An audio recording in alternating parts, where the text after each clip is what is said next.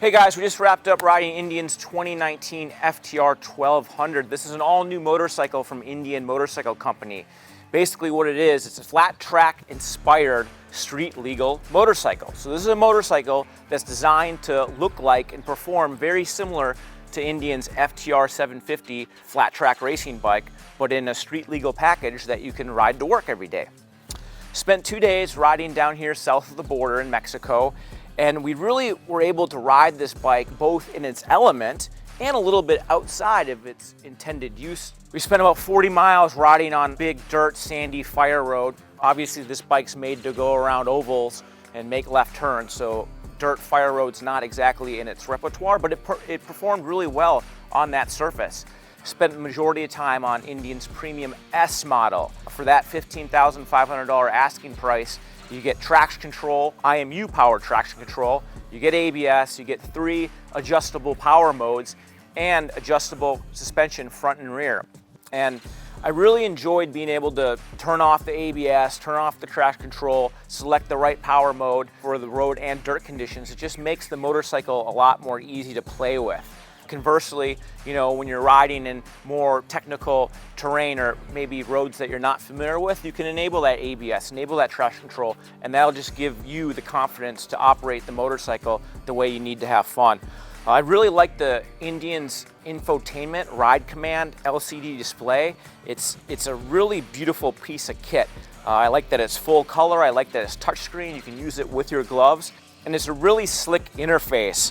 Obviously the power of this motorcycle, Indian's claiming about 123 horsepower out of the thing, and it feels every bit as fast. It squirts off corners really well. The throttle mapping on it is not exactly perfect, but it did exceed my expectations. The bikes we rode today were pre-production models, so the final fuel and ignition mapping hasn't been finalized, but by the time you guys are watching this video and when this motorcycle arrives in dealers in May or June, they're gonna have that mapping totally dialed in. But right now it's about 93–94% there. The on-off is really, really good. It's just when you get in the power a little bit, it has just a slight maybe disconnection in terms of the feel. You got to remember that all these bikes now are all ride-by-wire bikes. There's no physical connection between the twist grip and the throttle body. So it's always going to take companies a little bit of time to get that calibration dialed in properly.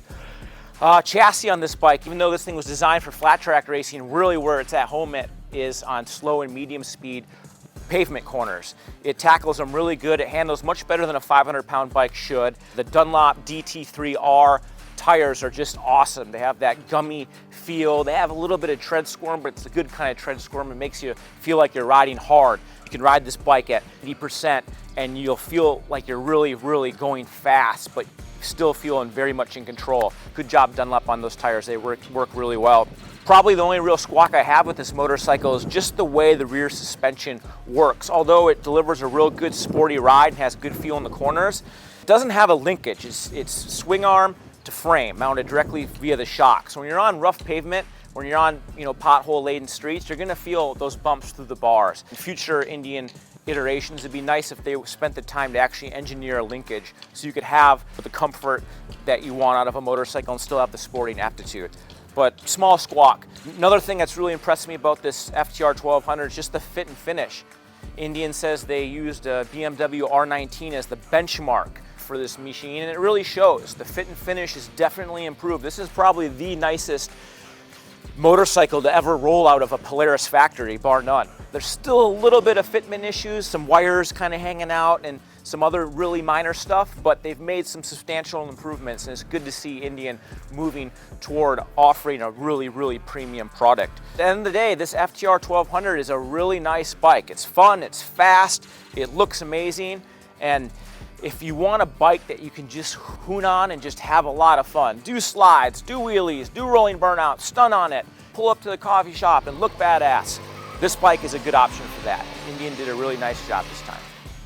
All right guys, that's a wrap from the 2019 FTR 1200 press introduction here in Mexico. If you like what you saw today, make sure to cruise on over to motorcyclistonline.com to read our written review, and we'll see you guys next time. Thanks for taking a moment to watch the video.